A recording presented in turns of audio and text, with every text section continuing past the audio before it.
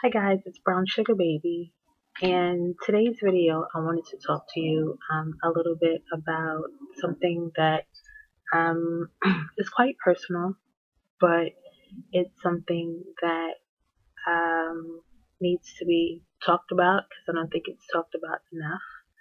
Um, and it's about my health. I have something called PCOS, and that stands for Polycystic Ovarian Syndrome. Um, it took me a minute to, kind of feel comfortable in telling people about it just because it is kind of personal. I mean, some things with your health you can just openly share, like, I don't know, I have high blood pressure or I have diabetes. But something like PCOS is a little different, only because it can be on the sensitive side. And for those of you that don't know what PCOS or PCOS, as I've heard people call it before, um, it is exactly what it is. It's polycystic, so that means numerous um, cysts on one's ovary. And for me, it's my left ovary. And I'll just kind of give you briefly the rundown of um, how the diagnosis and everything came about, and just kind of the different symptoms that I've suffered with and others have suffered with, and how I'm dealing with it. So, um, not to be sort of all the way out there, but I'll just start from the beginning, I guess. My cycle started when I was about 13 years old, I think is when I got my first cycle. But since then, it's kind of just been irregular. Like, I can have my cycle for about 3 months and then not have it for like 6 or 7 months. Um, and then it just, it's always kind of been that way. And I know sometimes when your cycle first starts as a girl, little girl, or adolescent, it's, kind of like that. But then it comes to a certain point where it kind of, your body kind of regulates itself and it should come on a regular. That never happened with me. So when I turned 18, my mom took me to the doctor, and she didn't give me. I wasn't undiagnosed, and I wasn't diagnosed until I was 25. But my mom took me to the doctor, and she actually put me on Provera. I wasn't sexually active at the time, so she gave me Provera, which I later found out is pretty much like a fertility drug. But anyway, um, and I would take that the first 5 or 10 days of the month. It depended on the prescription. The first time I went to her, she gave it to me for 10 days. And then the second time I went, she gave it to me for 5 days. Excuse me. So that was that, and it kind of helped. And I was on that, Provera for a while, and it worked. And then after that, it stopped. Once I got off the Provera, it didn't work. My cycle again was sort of off and on for years. Um, so skip all the way to, I believe it was April of 2009. And I got called in. I wasn't working permanently at the time, so I got called in for this quick assignment to go back to the place I'd been working at for a couple of months, doing some temp work and things of that nature. So I went there. Well, I was on my way there, and I woke up and I had like this really sort of aching pain in my side, and I didn't know, what it was from. So, I got up, um, got ready to go, and I'm just like, this pain is not, it's not going anywhere. So, I went to the bathroom. I said maybe, I need to move my bowels, whatever, and I did. And, I finished getting ready and got ready to go outside. And just as I was going outside, I kept getting these sharp pains, sort of in my pelvic area. And I mean, like, really kind of like shooting sharp pains. And it kind of just got increasingly worse and stronger and stronger and stronger. And I was waiting for the bus, and I was actually leaning on side. I was leaning inside of this gate by the bus stop, and I never really do that because I'm always at the curb ready to get on the bus. That's just how New York is. And I get on the bus and I go all the way to the back so I could get a seat, and this pain just keeps getting worse. I'm like, okay, and I'm trying to take deep breaths, as I'm going to sit down, and I sit down and I say, all right, if I can just maybe sit down until I get to the train station, I'll be okay. I'll get me something to eat when I get downtown, I get to work, and, I'll take some pills or whatever, and, I should be all right and I should be good to go. I never made it to the train station. Actually, I didn't make it. I made it 2 stops on the bus, and I had to get off. I got off the bus crying, and I called my mother, and I said, "Mom, there's something wrong. I'm in pain." I was crying. And the thing about New York is nobody really cared, quite honestly.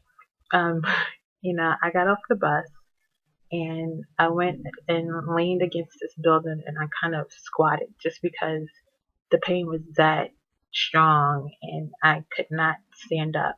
So I was like crippled and like hunched over in pain because standing up made it worse.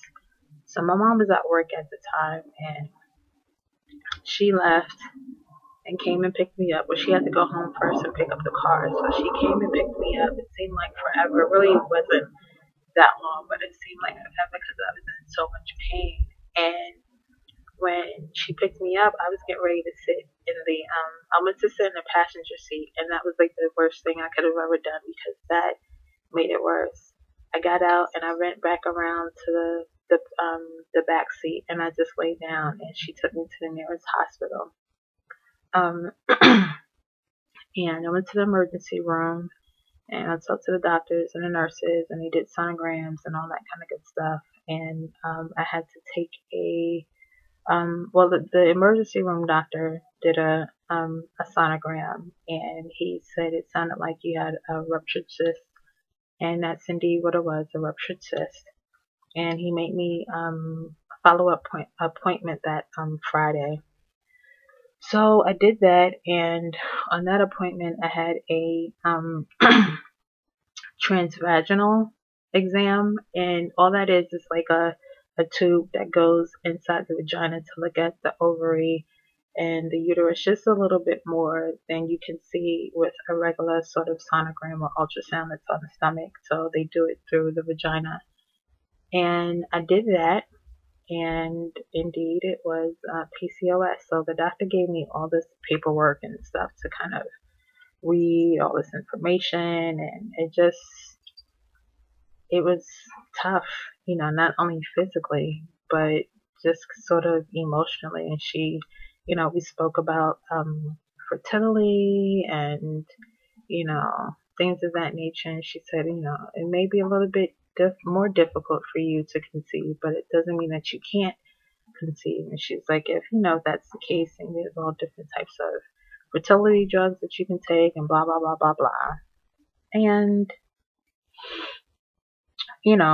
I was like, okay. So she prescribed me birth control pills, and I took those for 6 months, and it was sort of trial and error to see what would work and what didn't, and it did not work. And so it worked, but I call them the devil pill, just because they send they're artificial hormones, essentially. So, well, for me personally, they sent my hormones just sort of crazy and just kind of all out of sync and out of whack in terms of my body. Like, I was getting headaches and felt nausea. It was just, I felt sick just about almost every day that I was on those things. And it's been hell. Quite honestly, it's been hell. I've done a lot of research. Done a lot of reading online, and there's so many women out there with my same exact story. Like, a lot of these websites and forums and message boards I read because it's a sisterhood, in essence, we're all struggling with the same thing, just getting our bodies to kind of do what it's supposed to do naturally, and it's not. So for those of you wondering what my symptoms have been and what they are, I have all the symptoms except for the sort of facial hair and things of that nature.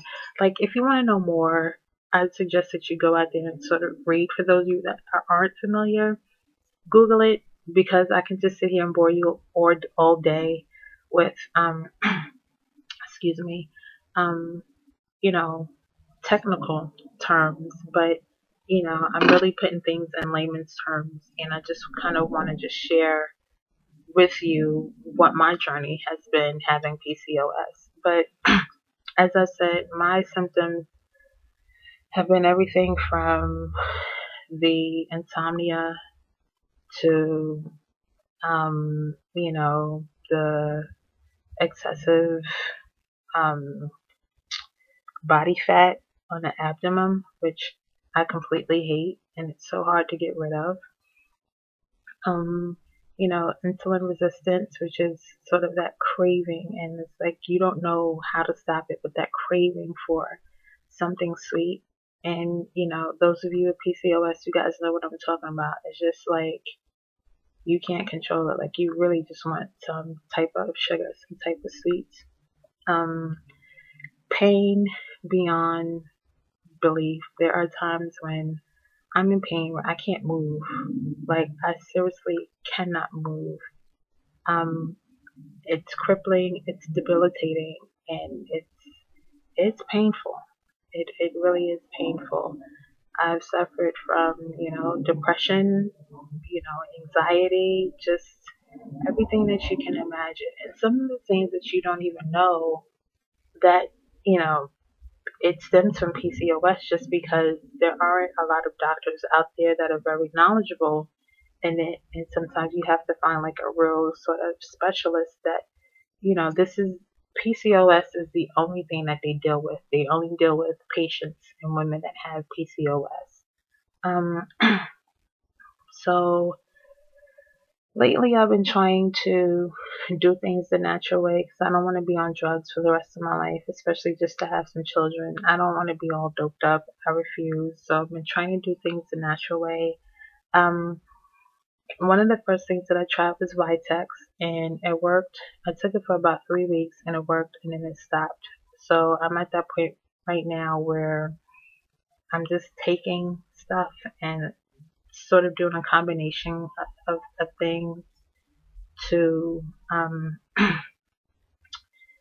to see what's going to work. I can tell you now, well, I'm looking at my little pill thing, and if it wasn't too far away, I'd reach over and get it. But I'm looking at it, and I can tell you I'm taking B12, I'm taking chromium, I'm taking Vitex, I'm taking Donkai, no exaggeration, I'm taking vitamin D, and I think that's it. Yeah, I think that's it. I'm taking all those things, those 5 pills. But the Donkai that I'm taking, I have to take 6 of those a day. So, like, my little pill thing is full to the brim, 7 days a week. And I'm going to make a separate video for you guys and kind of explain what I show you what it is I'm taking, and explain to you why I'm taking it. And that's still not everything, because I still have to get me a multivitamin. I still want to get me a B12 complex, and there's something else. I think it's biotin that I wrote down on my list to take. And this is my life, for now, to do things the natural way. And all because, I want to be one of those women in the future, that, I want kids. I'm 29 years old. There's still time. There's no rush. But as I explained to people, my window is smaller than the average woman, where the average woman's window is probably here to start. My window is already here. And then, when you turn 30, so your egg count automatically drops. So where the average woman at 30 may be here, mine is already kind of like that just because, I have a pre-existing condition. But that's just my little story that I wanted to share with you about PCOS. There's so much more to it, and as time goes along, I'll share with you here and there different things that is going on with me related to it. Any new information or developments. Any of you that out there that have PCOS, you women, please share with me what it is that you've done to sort of help, whether it be lifestyle changes, diet changes, because it sucks. And I don't want to dwell on the part that sucks. I want to dwell on the part that, is going to make me better. So please, let's just share information. That's the best way that, we can do it and get the awareness out there. Don't be afraid to talk to people about it, to let them know that, this is what we're dealing with and that's just what it is. So, don't forget to leave me a comment. Feel free to share this video with your friends and your family. Those of you that I know that of that are suffering from PCOS. Like I said, we're a sisterhood and we're a community and we have to support each other. And you guys can feel free to email me at brownsugarbaby83@gmail.com. That's SUGA. And until next time, I'll talk to you guys later. Bye.